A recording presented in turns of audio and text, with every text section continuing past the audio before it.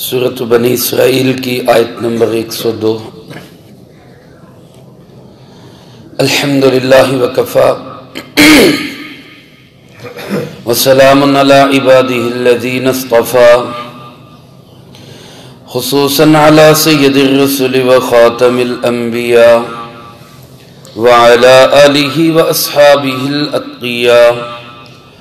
اما بعد فاعوذ باللہ من الشیطان الرجیم بسم اللہ الرحمن الرحیم قال لقد علمت ما انزل هؤلاء الا رب السماوات والارض بصائر وانی لاظنک یا فرعون مثبورا فأراد أن يستفزهم من الأرض فأغرقناه ومن معه جميعا وقلنا من بعده لبني إسرائيل اسكنوا الأرض فإذا جاء بعد الآخرة جئنا بكم لفيفا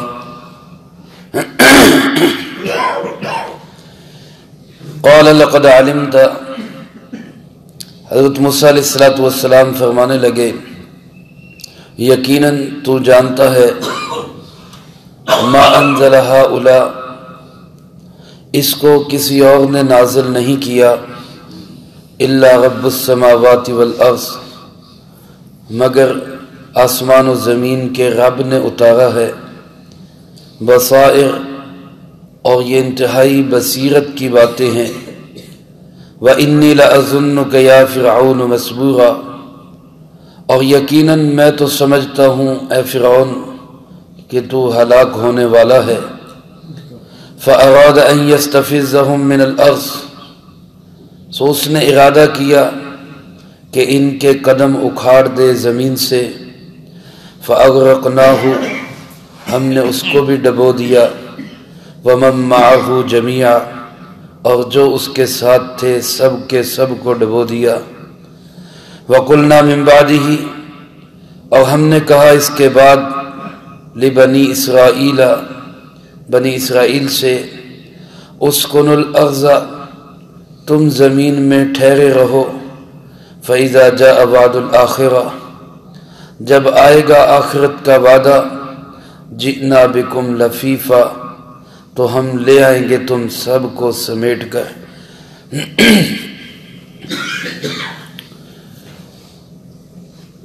سورہ بنی اسرائیل کے اس آخری رکوع میں اللہ رب العزت نے حضرت موسیٰ علیہ السلام کا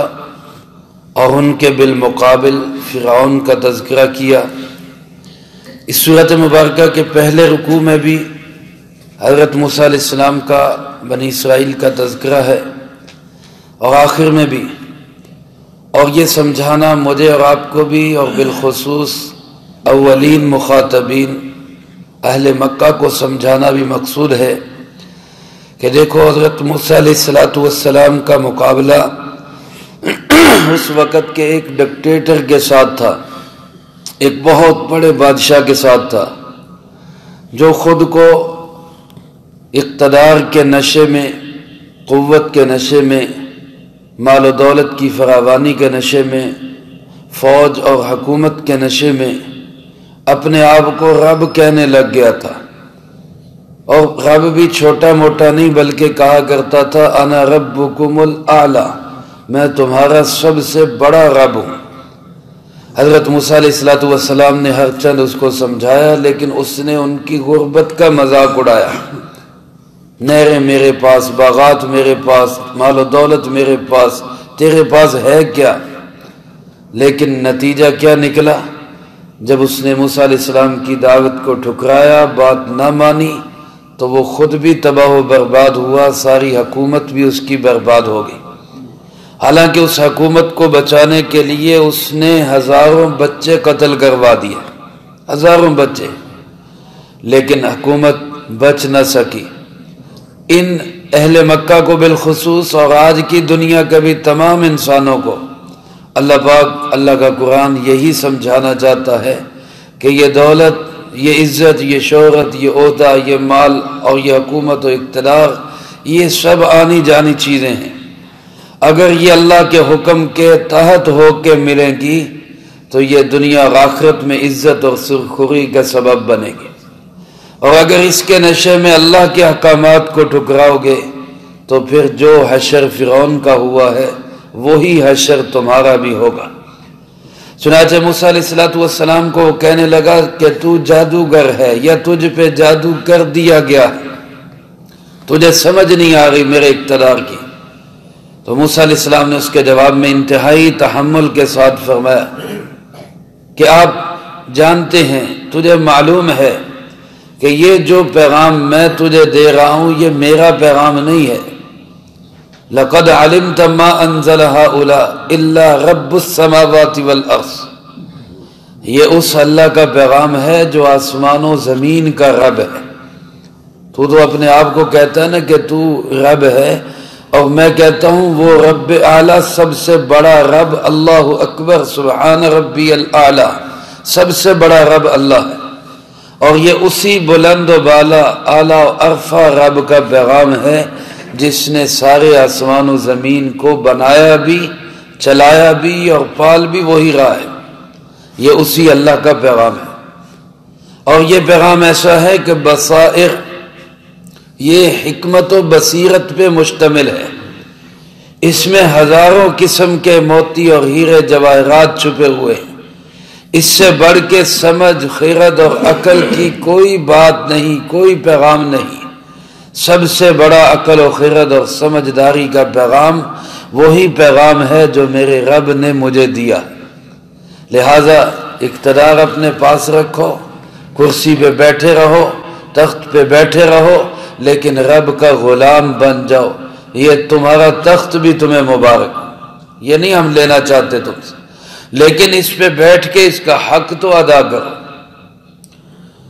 حضرت جناب محمد کریم صلی اللہ علیہ وسلم نے جب دعوت چلائی تو جناب ابو طالب کے پاس ابو جہل اینڈ کمپنی سارے اکٹھے ہو کے آئے کہ اس کو کہیں کہ ہمارے بتوں کی نفی چھوڑ دو، یہ کہنا چھوڑ دو کہ سب کچھ اللہ سے ہوتا ہے، اللہ کے غیر سے کچھ نہیں ہوتا، عزت و ذلت کا مالک، نفع نقصان کا مالک، موت و حیات کا مالک صرف اور صرف کون ہے؟ اللہ ہے، یہ کہنا چھوڑ دو۔ آپ صلی اللہ علیہ وسلم کو طلب کیا ابو طالب نے، اور آپ سے کہا کہ بیٹا یہ پیغام لے کر آئے ہیں،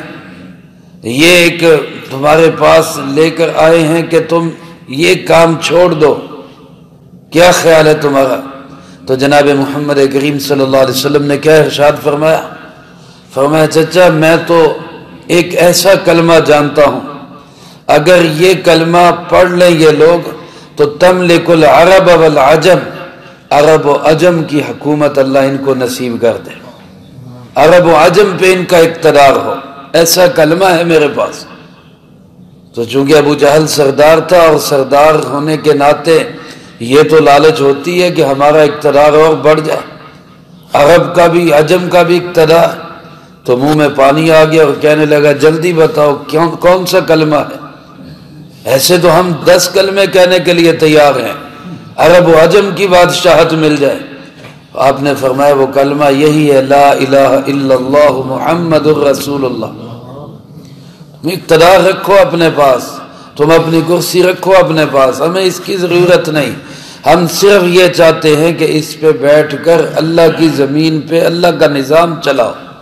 جناب محمد کریم صلی اللہ علیہ وسلم کی شریعت چلاؤ۔ نبی پاک صلی اللہ علیہ وسلم نے یہ نہیں کہا مجھے سرداری دے دو، تم بن جاؤ، یہ کلمہ پڑھ لو اور تم اس کو چلاؤ آگے۔ یہی بات حضرت موسیٰ علیہ السلام نے کہی کہ اگر تم چاہتے ہو یہ اقتدار تمہارے پاس رہے تو رب السماوات والارض کے پیغام کو تسلیم کر لو، اور اگر نہیں کرتے تو فرمایا انی لأظنک یا فرعون مسبورا، میرا تو خیال یہ ہے، میں دیکھ رہا ہوں، مجھے نظر آ رہا ہے تیرے اقتدار کی چولیں ہل چکی ہیں اور تو مسبور، عنقریب تو ہلاک ہوگا، یہ صدارت بھی جائے گی، یہ کرسی بھی جائے گی، اقتدار بھی جائے گا، تخت بھی جائے گا اور تو برباد ہو کے رہ جائے گا، کچھ نہیں تیرے پاس رہے گا۔ لیکن اس نے اس کو ایک ایسے دیوانے کی بڑھ سمجھا، یہ خام خواہ کی بڑھ کے اس سے کیا ہوگا، ظاہر ہے وہ اس کے پاس سب کچھ تھا۔ اور پھر اس نے اسی ظان کے اندر، اسی گمان کے اندر اراد ان یستفزہم من الارض، اللہ فرماتے ہیں اس نے ارادہ کیا کہ موسیٰ علیہ السلام اور اس کے ماننے والوں کو زمین سے نکال دے، ان کو یہاں سے بھگا دے۔ اندازہ کرے میرے بھائیوں، ڈرتا بھی تھا، خوف زدہ بھی تھا۔ حضرت یوسف علیہ السلام مصر میں آئے تو اکیلے تھے، بلکہ یہاں آ کر بکے ہیں، منڈی میں گئے ہیں، پھر جیل میں گئے ہیں، پھر کون کون سے مراحل سے گزر کر اللہ نے تخت شاہی نصیب فرما دیا، خود عزیز مصر بن گئے۔ لیکن بننے کے باوجود اپنے اندر تکبر پیدا نہیں کیا۔ جب بھائی آئے اور بھائیوں کے سامنے بات کھلی اور بھائیوں نے پوچھا انت یوسف، کیا آپ یوسف ہیں؟ تو یہ نہیں کہا کہ انا عزیز مصر، میں عزیز مصر ہوں، میں مصر کا بادشاہ ہوں، بلکہ کیا فرمایا انا یوسف وہذا اخی، میں یوسف ہی ہوں اور یہ میرا بھائی ہے۔ اپنے اقتدار کا تذکرہ نہیں کیا، یہ عاجزی اور انکساری تھی اللہ کے نبی کے اندر۔ یہ نہیں کہا میں اس وقت بادشاہ ہوں، بلکہ کیا کہا ہاں میں وہی یوسف ہی ہوں اور یہ میرا بھائی ہے۔ اور اکیلے تھے، بھائی تھا، پھر چند بھائی اور آ گئے، 70-72 افراد خاندان کے اور آ گئے۔ لیکن اب جب وقت گزرا تو اس وقت بنی اسرائیل کی تعداد لاکھوں میں پہنچ چکی تھی۔ علماء نے لکھا 6 لاکھ سے زیادہ افراد تھے بنی اسرائیل کے۔ اب یہ بھی چاہتا تھا کہ یہ یہاں سے چلے جائیں، اقتدار کی چولیں ہلتی نظر آ رہی تھی، لیکن یہ بھی خطرہ تھا کہ اتنی بڑی آبادی نکل گئی تو ہمارے کام کاج کون کرے گا، کیونکہ انہی سے تو وہ کام لیتا تھا صاحب۔ اب ایک طرف نکالنا بھی چاہتا ہے، ایک طرف بسانا بھی چاہتا ہے، لیکن سمجھ کچھ نہیں آ رہا کروں تو کیا کروں۔ علماء فرماتے ایک دفعہ پھر اس نے قتل و غارت شروع کی اپنا اقتدار بچانے کے لیے، تاکہ ان کی تعداد کم ہو جائے۔ فَأَرَادَ أَن يَسْتَفِزَّهُم مِّنَ الْأَرْضِ، اس نے کوشش کی کہ ان کو زمین سے نکال دیا جائے، خارج کر دیا جائے، ان کی تعداد کم کر دی جائے، ان کے ووٹ گھٹا دیے جائیں، آبادی ان کی کم کر دی جائے۔ اس بات کی اس نے پوری کوشش کی، زور لگایا، لیکن اللہ کی ہونی کو کون روک سکتا ہے؟ اللہ جب کچھ کرنے پہ آتا ہے تو پھر کیسے کیسے انداز سے ہوتا ہے۔ بنی اسرائیل کے لوگ وہ انہی کے سارے گھروں کا ساز و سامان لے کر اور بطور پہننے کے لے کر، زیورات لے کر اپنے گھروں سے نکلے اور سمندر کی طرف چل پڑے۔ فرعون نے پیچھا کیا مقابلہ کے لیے کہ ان کو روکیں اور پکڑیں۔ اللہ کی شان، آگے سمندر ہے، پیچھے فرعون کا لشکر، اور اس کا لشکر بھی چھوٹا موٹا نہیں۔ علماء نے لکھے 16 لاکھ تعداد تھی اس کی،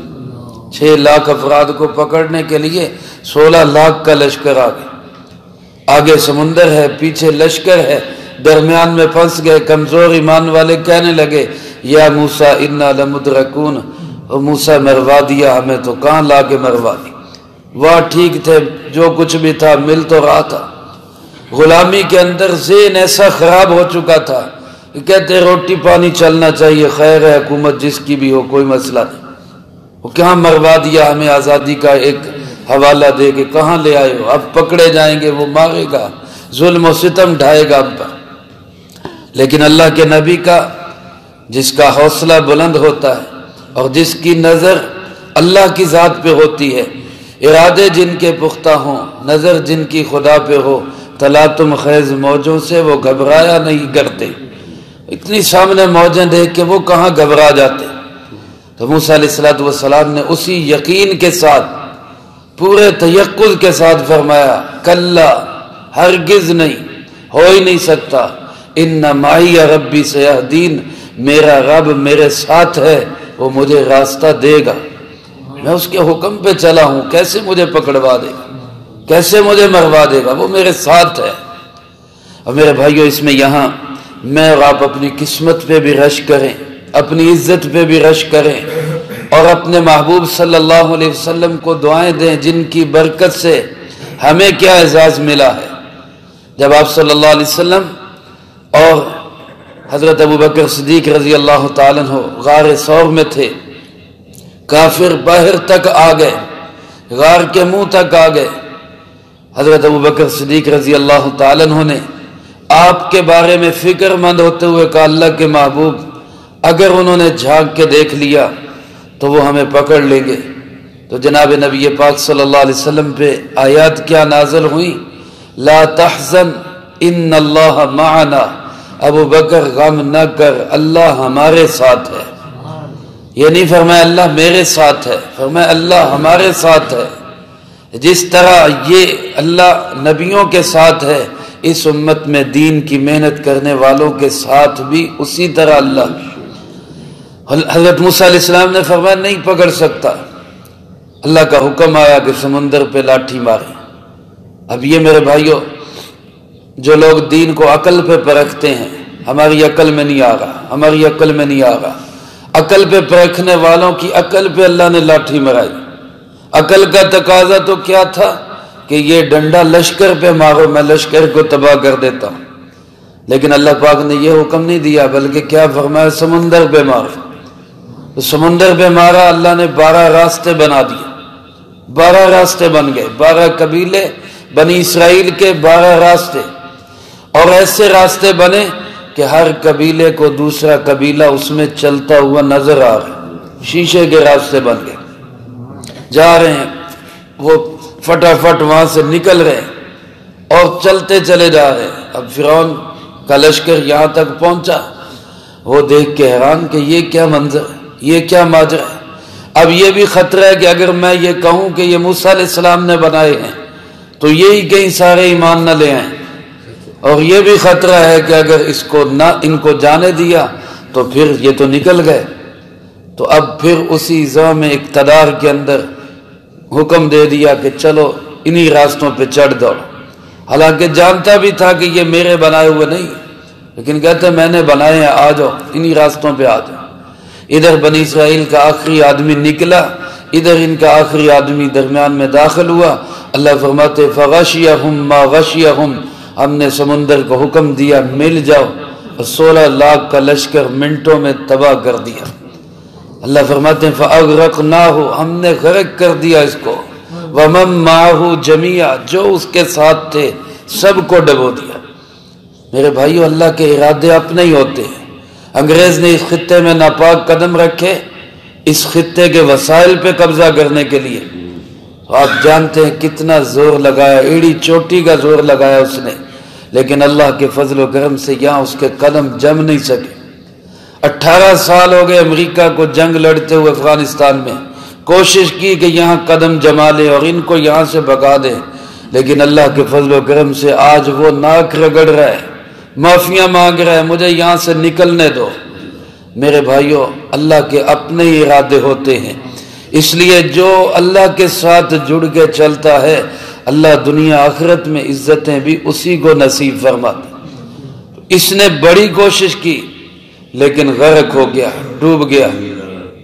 بنی اسرائیل کے لوگ، ان کا ایمان اس قدر کمزور ہو چکے تھے، غلامی نے ان کے دل دماغ پہ اتنا اثر ڈال دیا کہ سامنے دیکھ رہے ہیں فرعون اور اس کا لشکر ڈوب رہا ہے، لیکن پھر بھی کہتے ہیں موسیٰ ہمیں یقین نہیں ہو رہا کہ فرعون مر گیا، ہمیں یقین نہیں ہو رہا۔ حضرت موسیٰ علیہ السلام نے اللہ سے دعا کی، اللہ پاک نے سمندر کو حکم دیا، اس نے ایک لہر آئی اور اس نے اس کی لاش کو بحر پھینک دیا، اور دیکھ رہے یہ پڑا ہوا ہے فرعون جو خود کو کہا کرتا تھا انا ربکم الاعلی، یہ پڑا ہوا ہے۔ اور اللہ کی شان، ایک مچھلی نے اس کی ناک بھی کاٹ لی تھی، جس ناک کو اونچا رکھنے کے لیے انسان سارے پاپڑ بیلتا ہے، وہی ناک کٹ چکی تھی، یہ پڑا ہوا ہے۔ اور پھر اللہ نے فرمایا فَالْيَوْمَ نُنَجِّيكَ بِبَدَنِكَ، آج ہم تیرے جسم کو باقی رکھیں گے، تیرا جسم برقرار رہے گا،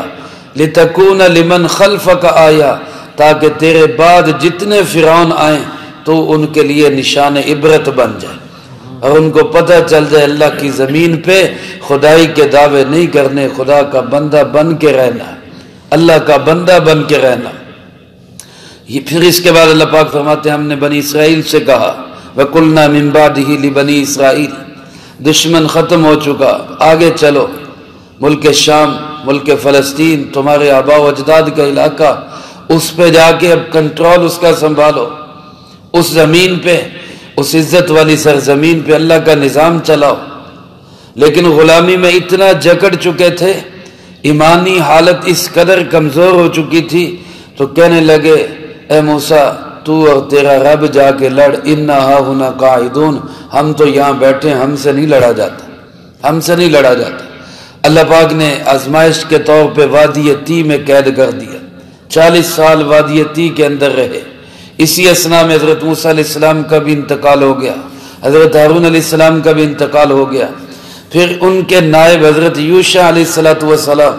وہ تشریف لائے، ادھر ان کی بھی نسل بدل گئی۔ وہ تقریباً 70 سال کے بعد اس قابل ہوئے کہ اب یہ ملک شام میں داخل ہو سکے، پھر یہ ملک شام میں داخل ہوئے، اور اللہ پاک نے ان کو حکم دیا اسکن الارض، اب اس زمین کے اندر، شام کے اندر سکون سے رہو، اللہ کے احکامات چلاؤ، دین پہ چلو، اقتدار تمہارے پاس ہے، اب یہ شہر تمہارا ہے، لیکن خیال رکھنا آخرت کو نہ بھول جانا۔ ہوتا یہی ہے جب اقتدار ملتا ہے تو انسان آخرت کو بھول جاتا ہے۔ اللہ پاک نے وہ یاد دلایا، اس شام کی سرزمین کے مالک بن گئے، رہو یہاں پہ، لیکن آخرت کو نہ بھولنا۔ فَإِذَا جَاءَ وَعْدُ الْآخِرَةِ، کیونکہ جب آخرت کا وعدہ آئے گا، جب وہ ٹائم آئے گا تو جئنا بکم لفیفا، ہم تم سب کو سمیٹ کر، لپیٹ لپاٹ کر تم سب کو اپنے سامنے لے آئیں گے۔ میرے بھائیو، اگر آج ہر وقت دل دماغ میں یہ بات سوار رہے کہ ہم نے اللہ کے سامنے کھڑے ہونا ہے، ایک فقیر سے لے کر ایک بادشاہ تک کی سوچ یہی بن جائے، ایک عام آدمی سے لے کے ایک وزیر تک کی سوچ یہی بن جائے، ایک تاجر اور مل اونر سے لے کر مزدور تک کی یہی سوچ بن جائے کہ میں نے رب کے سامنے کھڑے ہونا ہے، میرے رب نے مجھے اپنے سامنے لے جانا ہے، میری پیشی وہاں پہ لگنی ہے، میری وہاں پہ تاریخ ہوگی، تو پھر کون بہادر ہے جو اس تصور کے بعد بھی اللہ کی نافرمانی کرے؟ اصل میں ہم آخرت کو بھول جاتے ہیں، آخرت کو بھول جاتے ہیں، انجام یاد نہیں رہتا، اس لیے اللہ نے قدم قدم پہ آخرت یاد دلائی۔ دیکھو، اقتدار کے نشے میں مست ہو کر موت کو مت بھول جانا، آخرت کو مت بھول جانا۔ فَإِذَا جَاءَ وَعْدُ الْآخِرَةِ، جب آخرت کا وعدہ آئے گا، جئنا بکم لفیفا، ہم تم سب کو لپیٹ کر لے آئیں گے سامنے۔ اللہ ہم سب کو اس کا یقین نصیب فرمائے اور اپنی ذات کو سامنے رکھ کے زندگی گزارنے کی توفیق عطا فرمائے۔ جو کہا سنا اس کو زندگی میں لا کے دوسروں تک پہنچانے کی توفیق عطا فرمائے۔ اللہم لک الحمد کما ینبغی لجلال وجہک وعظیم سلطانک، اللہم لا احصی ثناء علیک انت کما اثنیت علی نفسک، اللہم لک الحمد کما انت اہل، صلی علی محمد کما انت اہل، وافعل بنا ما انت اہل، فإنك أهل التقوى وأهل المغفرة، اللهم أحسن عاقبتنا في الأمور كلها وأجرنا من خزي الدنيا وعذاب الآخرة، اللهم ربنا هب لنا من أزواجنا وذرياتنا قرة أعين واجعلنا للمتقين إماما، اللهم باقية كباقية الوليد، اللهم استر عوراتنا وآمن روعاتنا، اللهم إنا نجعلك في دحورهم ونعوذ بك من شرورهم، ربنا هب لنا من أزواجنا وذرياتنا قرة أعين واجعلنا للمتقين إماما، رب ارحمهما كما ربياني صغيرا، رب ارحمهما كما ربياني صغيرا، رب ارحمهما كما ربياني صغيرا، ربنا تقبل منا إنك أنت السميع العليم وتب علينا إنك أنت التواب الرحيم، صلى الله على النبي الكريم وعلى آله وأصحابه أجمعين برحمتك يا أرحم